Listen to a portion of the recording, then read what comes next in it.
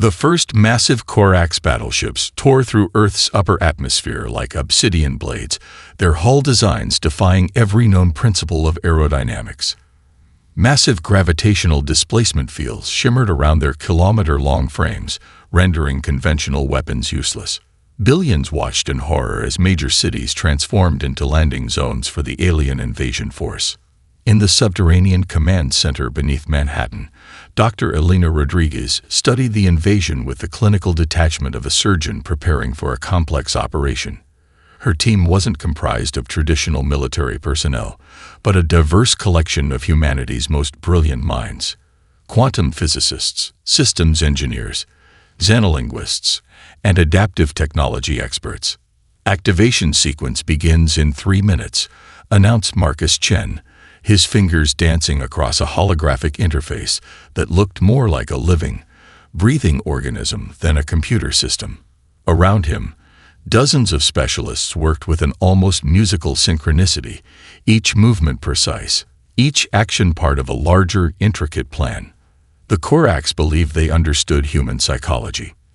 Their extensive intelligence reports suggested humanity would either mount a futile resistance or collapse into panic. What they didn't understand was the fundamental nature of human adaptability, a trait that had allowed the species to survive ice ages, global conflicts, and technological revolutions.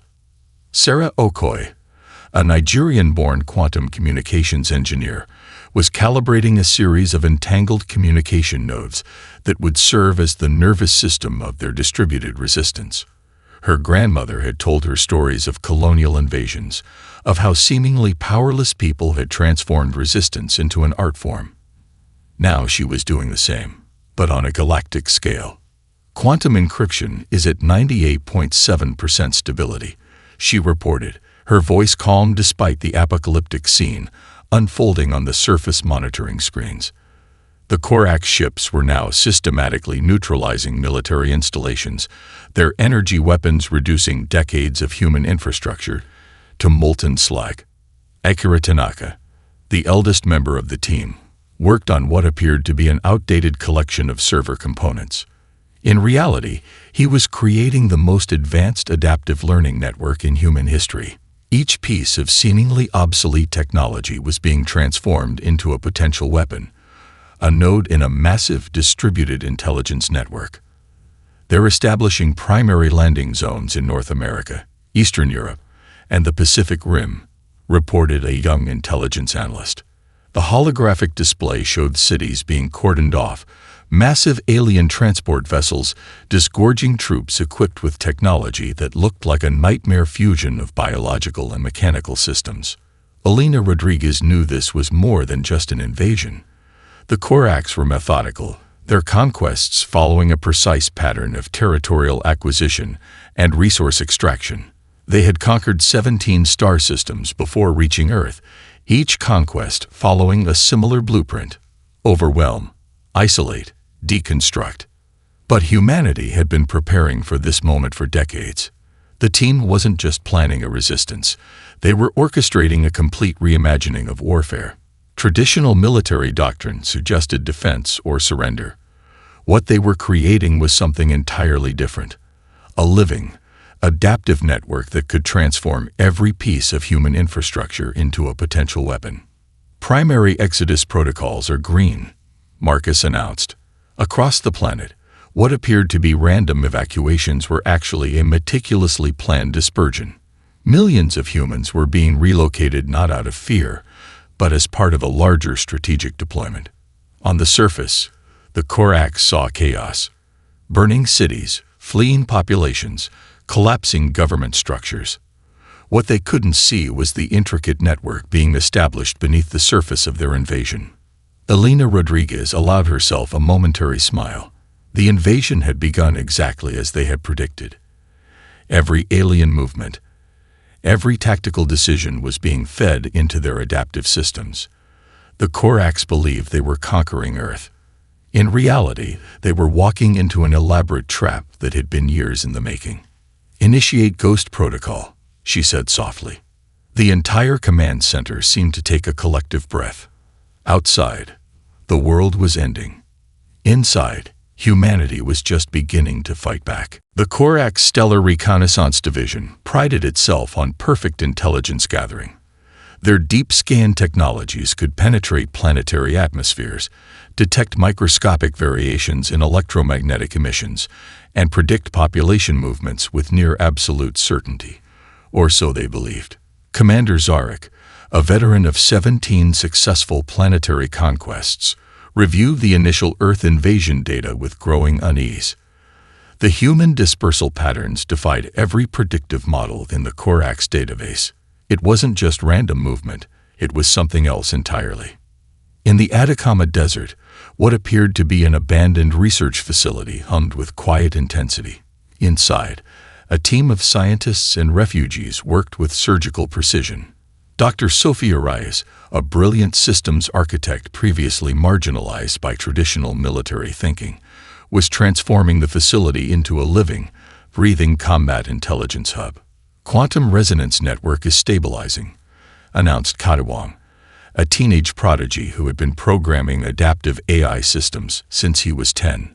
Around him, banks of custom-built quantum computers processed information at speeds that would make traditional supercomputers look like abacuses. Each of these hidden settlements was more than a survival pod. They were nodes in a global, soon-to-be galactic, network of resistance. The Orcs saw scattered humans. What was actually emerging was a distributed intelligence that could think, adapt, and strike as a single organism. On a modified mining platform in the Kuiper Belt, Captain Maria Gonzalez oversaw a different kind of preparation. Her team consisted of former commercial space miners, retired military personnel, and cutting-edge research scientists. They were converting industrial equipment into weapons systems that could transform entire asteroids into mobile defensive platforms. Gravitational manipulation algorithms are online, reported Dr. Hiroshi Nakamura, adjusting a series of experimental quantum displacement generators. These weren't just defensive technologies, they were a complete reimagining of space warfare. The Orcs invasion protocol typically involved 3 stages: overwhelming force, systematic resource extraction, and cultural deconstruction. They had perfected this approach across 17 different star systems. Earth was supposed to be their 18th conquest, a mere footnote in their galactic expansion. They didn't realize they were walking into a trap designed by the most adaptive species in the known universe. Deep beneath the Australian outback, a network of underground research facilities came to life. What appeared to be abandoned mining complexes were actually advanced technology centers. Here, teams worked on technologies that would make the Orcs invasion look like a primitive military exercise. Dr. Elena Rodriguez maintained communication with these disparate groups through a quantum-encrypted network that was itself a form of adaptive intelligence. Each settlement wasn't just a survival point. It was a potential strike point, a learning node in a massive distributed combat system. The true genius of the human response wasn't in traditional military strength. It was in their ability to turn every piece of infrastructure, every technological component, into a potential weapon. Commercial satellites became surveillance networks. Mining equipment transformed into precision strike systems. Even educational networks became channels for rapid technological adaptation. Zarek's intelligence reports continued to baffle his superiors. Human population centers seemed to be simultaneously everywhere and nowhere. Communication networks appeared and disappeared like quantum ghosts. Traditional invasion protocols were becoming meaningless. "They're not running," Zarek muttered to himself, reviewing the data for the 100th time. "They're preparing something." In the Svalbard Global Seed Vault, now converted into a high-security research center, a team led by Dr. Aisha Okonkwo worked on biological adaptation technologies. If the Orcs thought they understood human biology, they were about to receive a radical education. Initial xenodaptation protocols are showing promising results, she reported to Elena Rodriguez. The research went far beyond traditional genetic engineering. They were developing technologies that could rapidly adapt human biology to extreme environmental conditions, turning the human body itself into a form of advanced warfare. Across these hidden settlements, A new kind of human was emerging, not defined by traditional boundaries of nationality or culture, but by a singular purpose: survival through absolute innovation. The Koraks believed they were conducting a standard planetary invasion. In reality, they were about to become test subjects in humanity's most ambitious experiment in collective survival. The first true test of humanity's distributed defense came without fanfare, in a remote sector of the Kuiper Belt, where the Koraks least expected resistance. Tactical Wing Commander Lyra Valdez watched from her quantum-shielded observation point as the alien fleet approached what appeared to be a standard mining outpost. Her fingers hovered over a holographic interface that looked more like a living organism than a control system. Each movement was calculated, each potential action mapped across thousands of potential scenarios. The Koraks assault group consisted of 3 primary vessels, each a marvel of biomechanical engineering. Their hulls incorporated living neural networks that could adapt combat strategies in microseconds. Weapon systems that could vaporize entire cities were primed and ready. Intelligence reports suggested this would be a simple mop-up operation, another routine expansion of their galactic dominion. They were wrong. As the first vessel entered optimal strike range, the entire asteroid began to change. What had appeared to be a simple mining facility was actually a highly sophisticated adaptive defense system. Molecular reconfiguration technologies, developed through decades of experimental materials research, allowed the entire structure to become a living weapon. Nano-adaptive camouflage systems transformed the asteroid's surface. Weapon emplacements emerged from what seemed to be solid rock, their designs defying every known principle of engineering. These weren't static defenses, but a dynamic, thinking combat system that learned and adapted with each millisecond of engagement. Incoming energy signature detected, reported Dr. Kamal Resnick, a Polish Canadian physicist who had spent years developing unconventional defensive technologies, initiating quantum deflection protocols. The first Koraks energy weapon discharge should have obliterated the asteroid's surface. Instead, the energy was absorbed, analyzed, and redirected. The weapon's own destructive potential was turned back against the firing vessel, creating a feedback loop that overwhelmed its defensive systems. Aboard the lead Koraks vessel, Commander Zarek watched in growing horror. This wasn't just resistance, it was a complete reimagining of defensive warfare. Tactical algorithms became useless. Every predictive model failed. The asteroid wasn't just defending itself, it was actively hunting the invasion force. Weapon systems emerged from seemingly impossible angles. Gravitational manipulation technologies created localized spatial distortions that rendered the alien ship's advanced navigation systems completely ineffective. "This is impossible," muttered Sub-Commander Krillax, the lead tactical analyst. His species had conquered 17 star systems with surgical precision. They understood every known form of technological resistance. This was something else entirely. The battle lasted less than 17 minutes. When it was over, 3 advanced Koraks vessels had been completely neutralized, not destroyed in a traditional sense, transformed. Their advanced biomechanical systems were systematically dismantled, their energy signatures captured and analyzed, their most advanced technologies turned into data points for future human adaptation. Dr. Elena Rodriguez reviewed the combat data from her mobile command center. This was more than a victory. It was a proof of concept, a demonstration that humanity's distributed defense network was not just a theoretical construct, but a living, adaptive combat system. Initial engagement parameters exceeded expectations by 287%.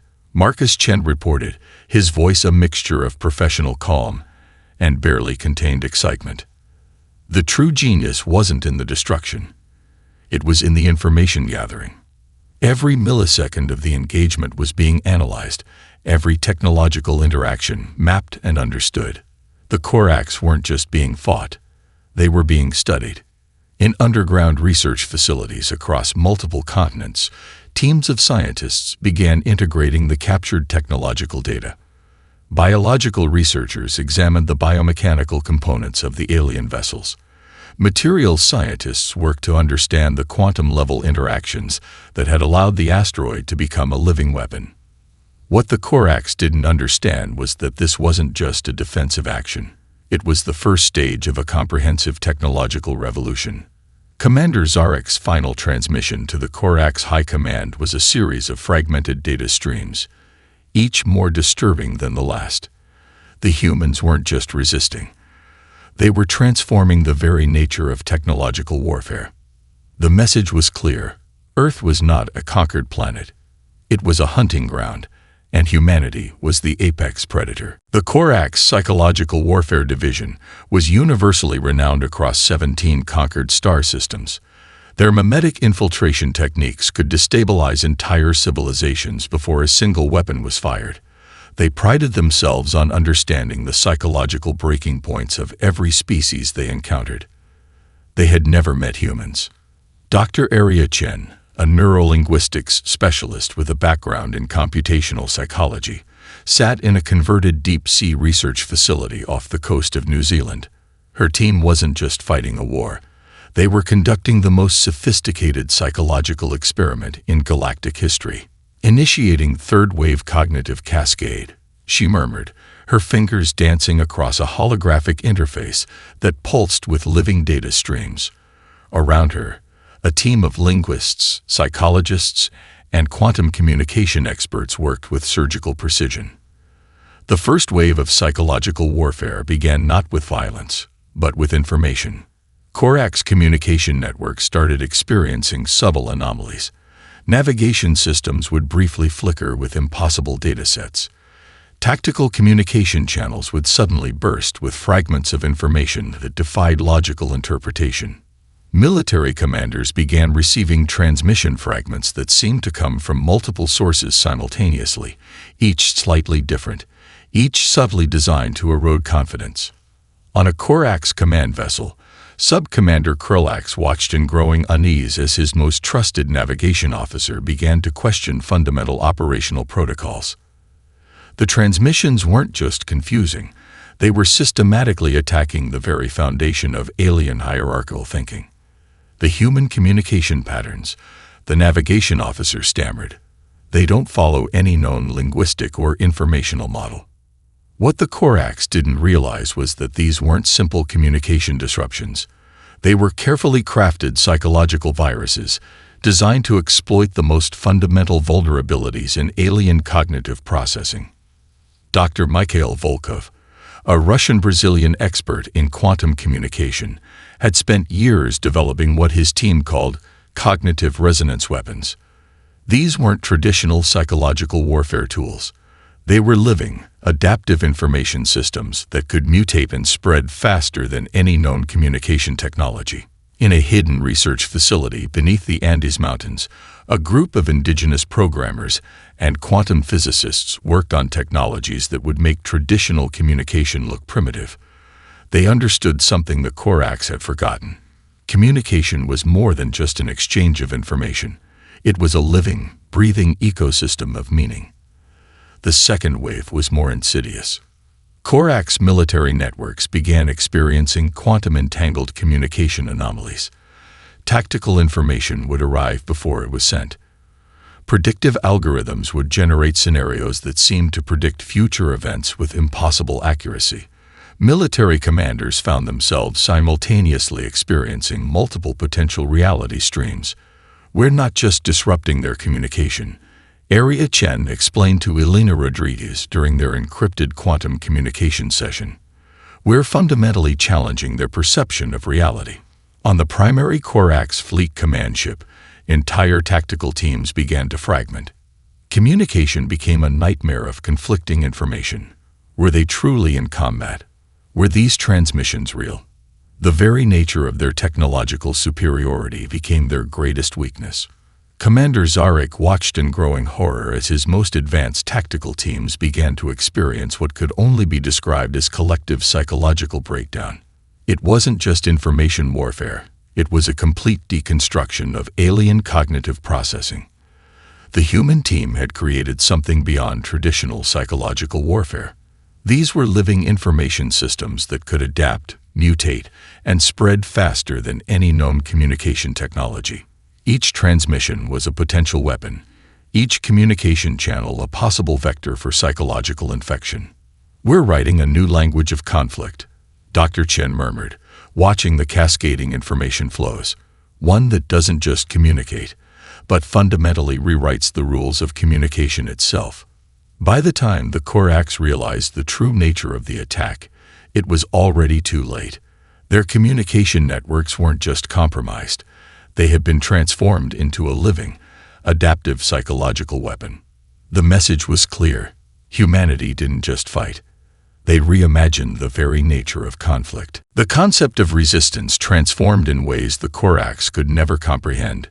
Deep within the Australian outback, what appeared to be an abandoned agricultural research station became the epicenter of humanity's most audacious technological evolution.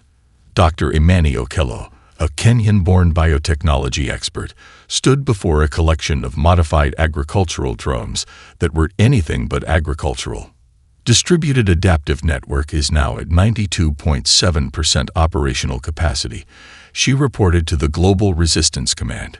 Each drone was more than a piece of machinery. It was a node in a living, thinking network that could transform entire planetary ecosystems into defensive systems. The Orcs invasion had a fatal flaw they couldn't perceive: humanity's ability to turn every single piece of infrastructure into a potential weapon.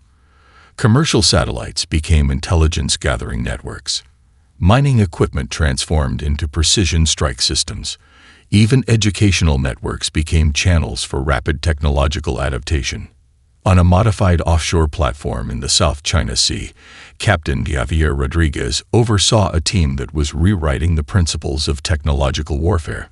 What had once been a deep-sea research facility was now a mobile technological forge, capable of producing adaptive combat systems faster than the Orcs could destroy them. Nanofabrication units are at full capacity, reported Dr. Lin Wei, adjusting a series of quantum-entangled manufacturing interfaces. These weren't just production lines. They were living, adaptive technological ecosystems that could generate entire combat systems from raw materials in hours. The resistance had become something far beyond a traditional military response. It was a complete reimagining of how a species could fight back. In the mountains of Peru, a collective of indigenous technologists worked on technologies that blended ancient ecological knowledge with cutting-edge quantum computing. They understood something the Orcs had forgotten.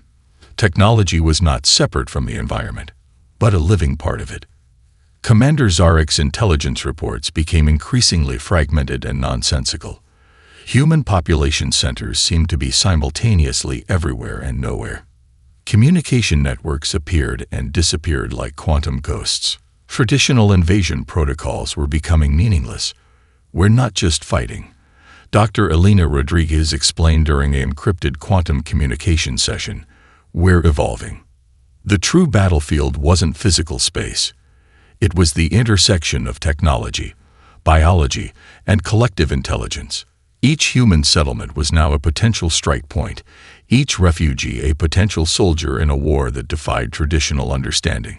Deep beneath the Svalbard Global Seed Vault, now converted into a high-security research center, Dr. Aisha Okonkwo's team pushed the boundaries of biological adaptation. They were developing technologies that could rapidly modify human biology to survive in extreme conditions, turning the human body itself into a form of advanced warfare. "Synodaptation protocols are showing exponential progression," she reported. The research went far beyond traditional genetic engineering. They were creating a species that could literally reshape itself to survive and fight. A group of teenage programmers in a hidden facility in the Brazilian rainforest developed adaptive AI systems that could learn and mutate faster than any known computational model. They weren't just writing code. They were creating living technological organisms that could think, adapt, and strike with unprecedented precision. The Orcs invasion protocol typically involved 3 stages: overwhelming force, systematic resource extraction, and cultural deconstruction. They had perfected this approach across 17 different star systems. Earth was supposed to be their 18th conquest, a mere footnote in their galactic expansion. They didn't realize they were walking into a trap designed by the most adaptive species in the known universe. Marcus Chen, monitoring the global resistance network, watched as each human settlement became a node in a massive distributed combat system. Commercial drones became surveillance networks.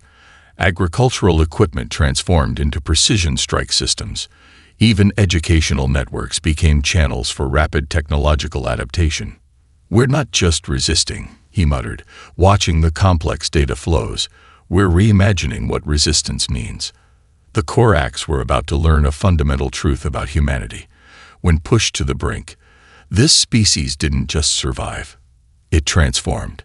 Completely, utterly, and without mercy. The breaking point came not with a thunderous battle, but with a quiet, systematic unraveling that defied every known principle of galactic warfare. In the Orcs' central command nexus, a massive orbital installation that had overseen 17 successful planetary conquests, panic began to spread like a terminal disease. High strategist Vornak watched as their most sophisticated predictive systems collapsed, replaced by a nightmarish landscape of impossible scenarios.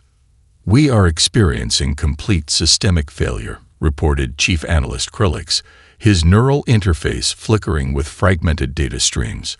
What had once been the most advanced intelligence-gathering network in the known universe now resembled a shattered mirror, each fragment reflecting a different, increasingly terrifying reality. The human counterattack wasn't a traditional military engagement. It was a comprehensive deconstruction of the Orcs' entire technological and psychological infrastructure. Deep within a quantum-shielded command center located in the heart of the Atacama Desert, Dr. Elena Rodriguez monitored the systematic dismantling of the alien invasion. Her team had transformed warfare from a physical confrontation into a multidimensional chess match that existed simultaneously across technological, psychological, and informational domains. "Quantum resonance cascade is approaching critical threshold," reported Marcus Chen, tracking the complex web of interactions that were systematically destroying the Orcs' ability to function as a cohesive civilization. The attack came from everywhere and nowhere. Entire Orcs' fleet communication networks found themselves infected with adaptive information viruses that rewrote their most fundamental operational protocols. Navigation systems began generating impossible routes that led invasion fleets into stellar hazards. Tactical computers started producing combat scenarios that defied all known logic, paralyzing military decision-making processes. Dr. Aria Chen, the neurolinguistics specialist, had developed what her team called cognitive dissolution protocols, information systems designed to systematically break down the very foundations of alien thought processes. Each transmission was a precision-crafted weapon that attacked the Orcs' understanding of reality itself. On a modified research platform in the Kuiper Belt, Captain Maria Gonzalez oversaw a team that was turning entire planetary systems into adaptive defensive networks. Asteroids became living weapons. Communication satellites transformed into intelligence-gathering systems that could predict alien movements with terrifying accuracy. The Orcs' leadership began to experience a collective psychological breakdown. Their most trusted systems became sources of unimaginable terror. Tactical commanders received transmission fragments that seemed to come from multiple potential futures simultaneously. Military hierarchies dissolved as trust became impossible. "This is beyond warfare," muttered Vornak, watching as their most sophisticated predictive systems generated increasingly fragmented and impossible scenarios. "This is a complete deconstruction of our technological civilization." Dr. Imani Okello's team in the Australian outback had developed adaptive drone networks that could transform entire planetary ecosystems into living defensive systems. What appeared to be simple agricultural research drones became nodes in a massive distributed combat intelligence that could predict and counter alien movements before they were even initiated. The true genius wasn't in destruction. It was in comprehensive transformation. Orcs' faster-than-light communication networks began to collapse. Invasion fleets found themselves redirected into impossible spatial configurations. Entire military divisions became isolated, their communication systems transformed into sources of profound psychological terror. "We're not just fighting," Elena Rodriguez explained during a quantum-encrypted communication burst. "We're fundamentally rewriting the rules of conflict." Each human settlement had become a potential strike point, each piece of infrastructure a possible weapon. The very concept of resistance had evolved beyond anything the Orcs could comprehend. As the systematic dismantling continued, the alien invasion force experienced something unprecedented in their 17-system conquest history: complete and total systemic failure. The message was clear and terrifying. Humanity didn't just resist. It transformed the very nature of conflict, turning an attempted invasion into a comprehensive lesson in evolutionary adaptation. The Orcs were about to learn that humanity's greatest weapon wasn't technology. It was the ability to reimagine the impossible. The final assault was nothing like traditional warfare. It was a symphony of technological and strategic brilliance that would be studied by civilizations for generations to come.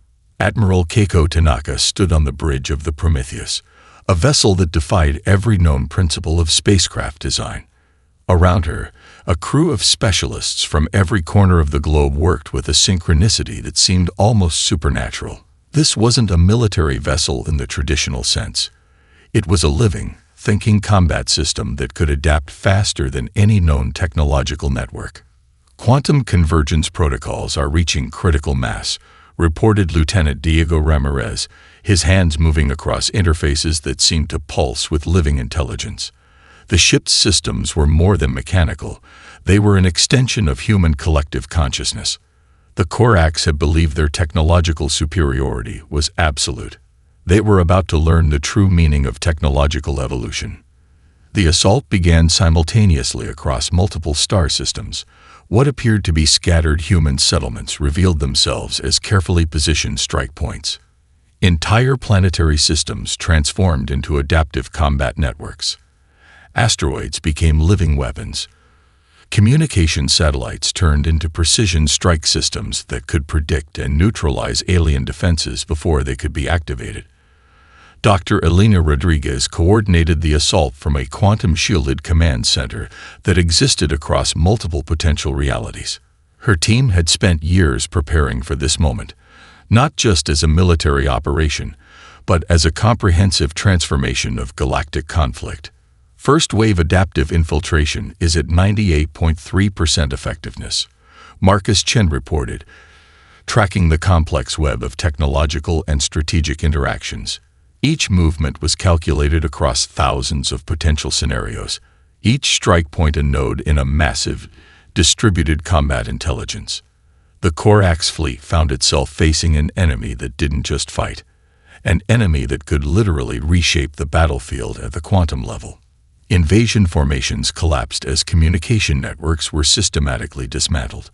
Faster-than-light travel became a death trap, with human-developed spatial manipulation technologies redirecting entire fleet segments into impossible configurations.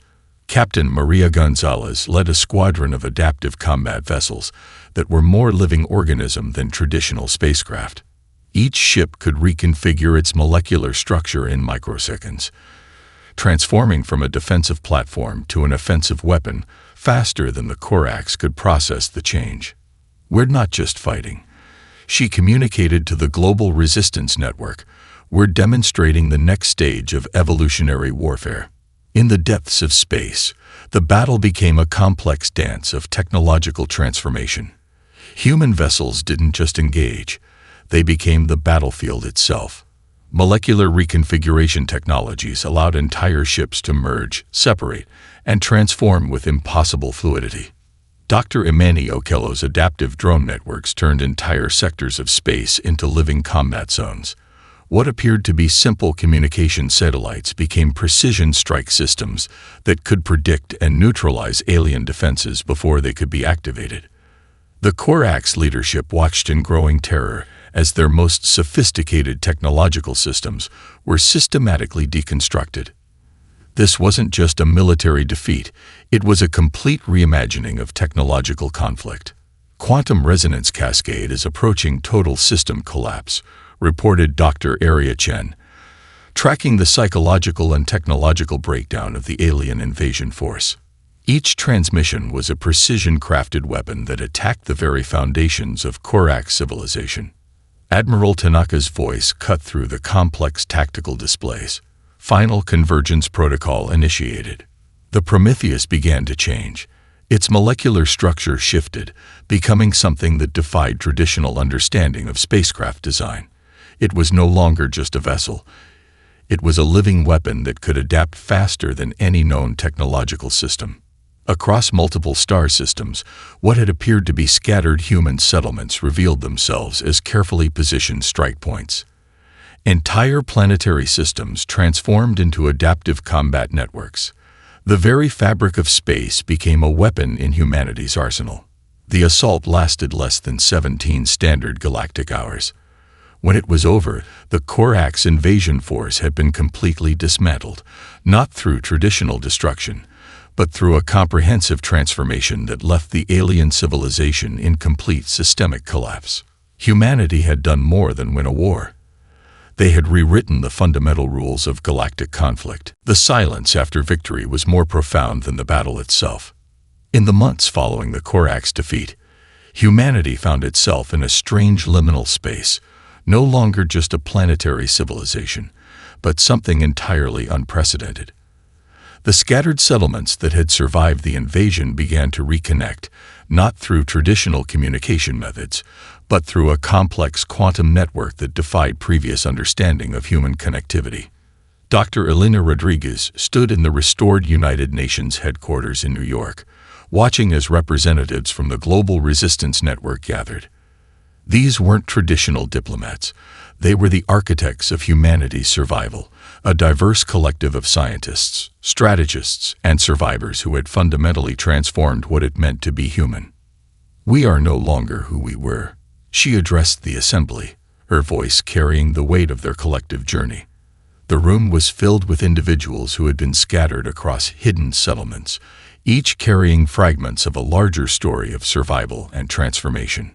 The technological artifacts recovered from the Korak's invasion became the foundation of a new human civilization. Research facilities that had been hidden beneath deserts, mountains, and ocean floors now emerged as centers of unprecedented scientific innovation. What had begun as a survival strategy had become a complete reimagining of human potential.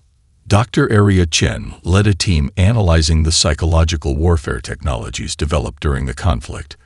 What they discovered was more than just a set of communication techniques. It was a new understanding of consciousness itself. The mimetic systems that had been used to destabilize the Koraks were now being explored as potential tools for global understanding and healing. In the Australian outback, Dr. Imani Okello's Adaptive Technology Research Center became a global hub of innovation. The drone networks that had been crucial in the resistance were now being repurposed to address planetary challenges: environmental restoration, disaster response, global infrastructure development. Marcus Chen worked on integrating the quantum communication technologies that had been critical to the resistance. What emerged was a communication network that transcended traditional limitations of time and space. Information could now be shared in ways that fundamentally challenged previous understanding of human connectivity.